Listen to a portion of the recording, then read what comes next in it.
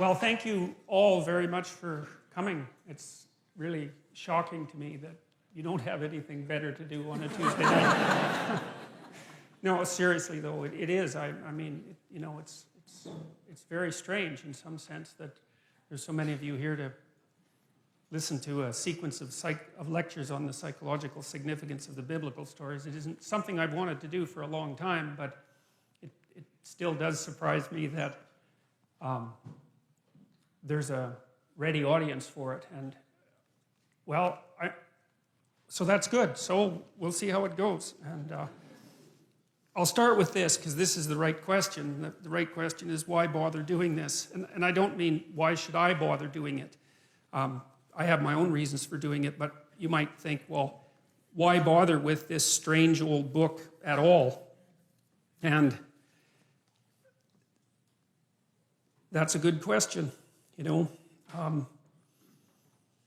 It's a contradictory document that's been cobbled together over thousands of years. It's outlasted kingdoms, many, many kingdoms. You know, it's really interesting that it turns out that a book is more durable than stone. It's more durable than a castle. It's more durable than an empire.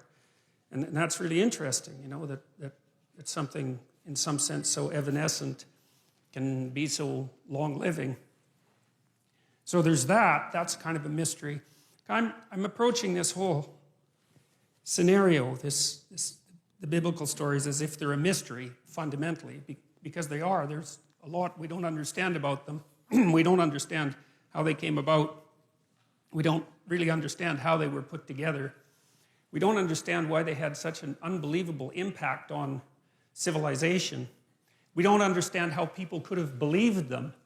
We don't understand what it means that we don't believe them now, or even what it would mean if we did believe them.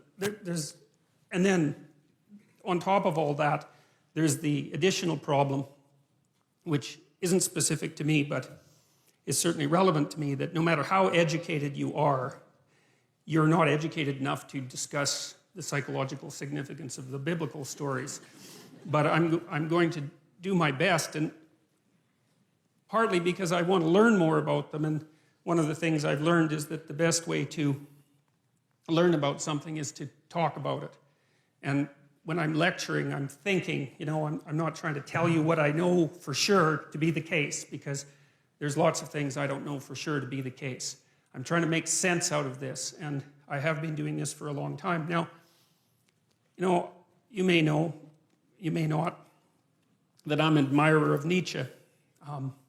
Nietzsche was a devastating critic of, I would say, dogmatic Christianity. Christianity as it was instantiated in institutions, I suppose, although he's a very paradoxical thinker, because, for example, one of the things Nietzsche said was that he didn't believe that the scientific revolution would have ever got off the ground if it hadn't been for Christianity, and more specifically for Catholicism, because he believed that over the course of really 1,000 years, the European mind, so to speak, had to train itself to interpret everything that was known within a single coherent framework. Coherent if you accept the initial axioms. A single coherent framework. And so Nietzsche believed that Catholicization of the phenomena of life and of history produced the kind of mind that was then capable of transcending its dogmatic foundations and then concentrating on something else, which in this particular case happened to be the natural world. And so Nietzsche believed that in some sense Christianity died at its own hand.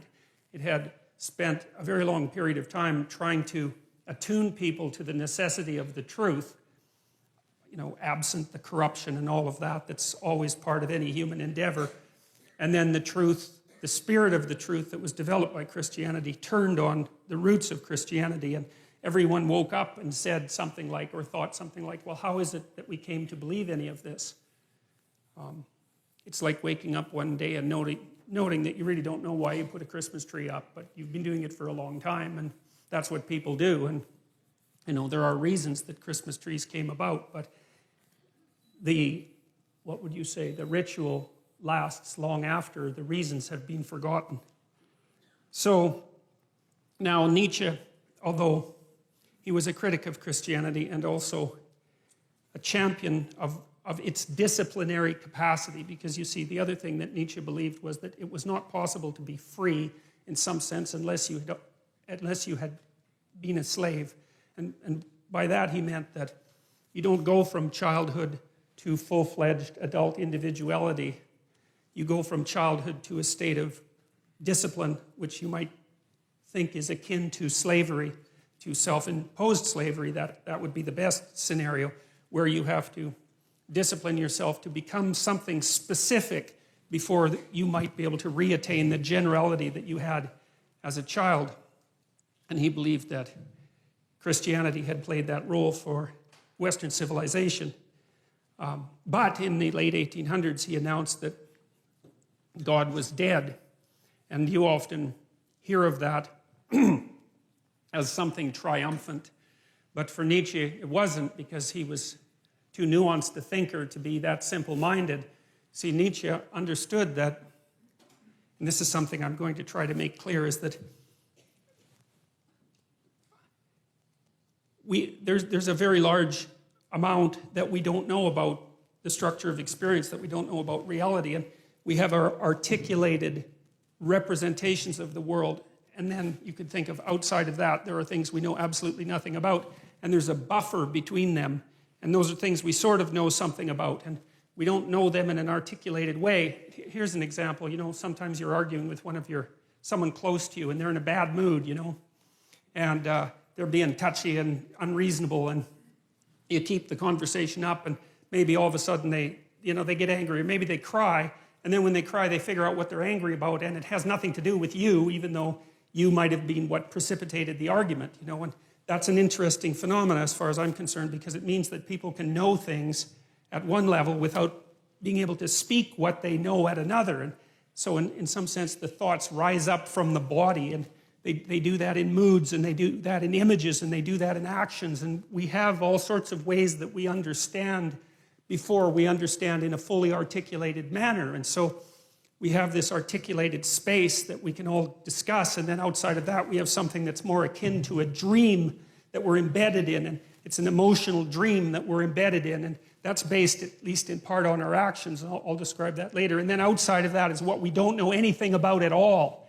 And in that dream, that's where the mystics live, and that's where the artists live, and they're the mediators between the absolute unknown and the things we know for sure. And you see, what that means in some sense is what we know is established on a form of knowledge that we don't really understand, and that if those two things are out of sync, so you might say if our articulated knowledge is out of sync with our dream, then we become dissociated internally. We think things we don't act out, and we act out things we don't dream, and that produces a kind of sickness of the spirit, and that sickness of the spirit, its cure is something like an integrated system of belief and representation. And then people turn to things like ideologies, which I regard as parasites on an underlying religious substructure, to try to organize their thinking, and then that's a catastrophe. And that's what Nietzsche foresaw. You see, he knew that when we knocked the slats out of the base of Western civilization by destroying this representation, this God ideal, let's say, that we would destabilize and move back and forth violently between nihilism, let's say, and the extremes of ideology. He was particularly concerned about radical left ideology, you know, and believed and predicted this in the late 1800s, which is really an absolute intellectual tour de force of staggering magnitude, predicted that in the 20th century that hundreds of millions of people would die because of the replacement of these underlying dreamlike structures with this rational but deeply incorrect representation of the world. And, you know, we've been oscillating back and forth between left and right in some sense ever since, and, you know, with some good sprinkling of nihilism in there and despair. And in some sense, that's the situation of the modern Western person, and increasingly of people in general. You know, I think part of the reason that Islam has its backup with regards to the West to such a degree, I mean, there's many reasons, and not all of them are valid, that's for sure, but one of the reasons is that, you know, they being still grounded in a dream, let's say, they can see that the rootless questioning mind of the West poses a tremendous danger to the integrity of their culture.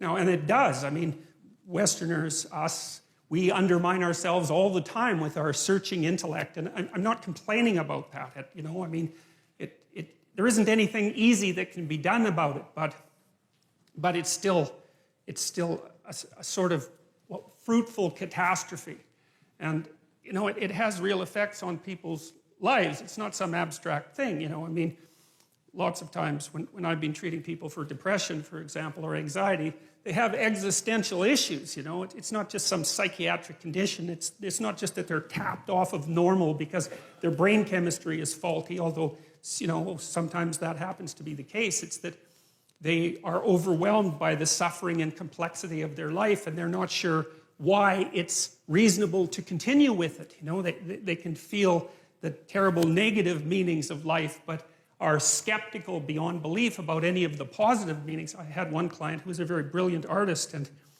as long as he didn't think, he was fine, you know, because he'd go and create, and he was really good at being an artist. He just, you know, he had that personality that was continually creative and quite brilliant, although he was self-denigrating.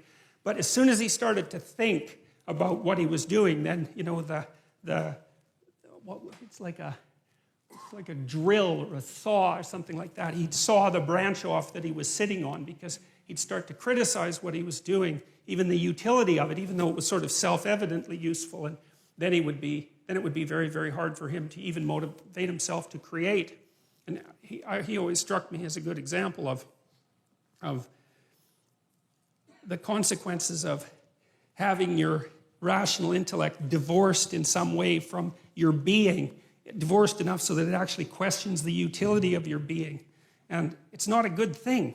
It's not a good thing. And it's really not a good thing, because it manifests itself not only in individual psychopathology, but also in social psychopathology. And that's this proclivity of people to get tangled up in ideologies, which I really do think of as they're like crippled religions. That's the right way to think about them. They're like a religion that's missing an arm and a leg but can still hobble along, and it provides a certain amount of security and group identity, but it's warped and twisted and demented and bent, and it's a parasite on something underlying that's rich and true, and that's how it looks to me anyways. And so I think it's very important that we sort out this problem. I think that there isn't anything more important that needs to be done than that. I've thought that for a long, long time, probably since the early 80s, when I started looking at the role that belief systems played in regulating psychological and social health. Because you can tell that they do that because of how upset people get if you challenge their belief systems. It's like, why the hell do they care exactly? What difference does it make if all of your ideological axioms are 100% correct? Like, people get unbelievably upset when you poke them in the axioms, so to speak. And it is not by any stretch of the imagination obvious why, you know. But it's like there's a fundamental truth that they're standing on. It's like they're on a raft in the middle of the ocean, and you're starting to pull out the logs, you know, and they're afraid they're going to fall in and drown. It's like, drown in what? And what are the logs protecting them from? And why are they so afraid to move beyond the confines of the ideological system? And like, these are not obvious things. So I've been trying to puzzle that out for a very long time, and I've done some lectures about that are on YouTube. Most of you know that. And some of what I'm going to talk about in this series you'll have heard if you've listened to the YouTube videos. But, you know, I'm trying to hit it from different angles. And so Nietzsche's idea was that human beings were going to have to create their own values, essentially. Now, he understood that we had bodies and that we had motivations and emotions. Like, he was a romantic thinker in some sense, but way ahead of his time, because he knew that our capacity to think wasn't some free-floating soul, but was embedded in our physiology, constrained by our emotions, shaped by our motivations, shaped by our body. He understood that, but he still believed that the only possible way out of the problem would be for human beings themselves to become something akin to God and to create their own values. And he thought that he talked about the person who could create their own values as the overman or the superman, and that was one of the parts of Nietzschean philosophy that the Nazis, I would say, took out of context and used to fuel their, superior man ideology. So, and we know what happened with that. That didn't seem to turn out very well, that's for sure. And see, I also spent a lot of time reading Carl Jung, and it was through Jung and also Jean Piaget, who's a developmental psychologist, that I started to understand that our articulated systems of thought are embedded in something like a dream, and that dream is informed in a complex way by the way we act. So, we act out things we don't understand all the time. And if that wasn't the case, then we wouldn't need a psychology or a sociology or an anthropology or any of that, because we would be completely transparent to ourselves. And we're clearly not. So we're much more complicated than we understand, which means that the way that we behave contains way more information than we know.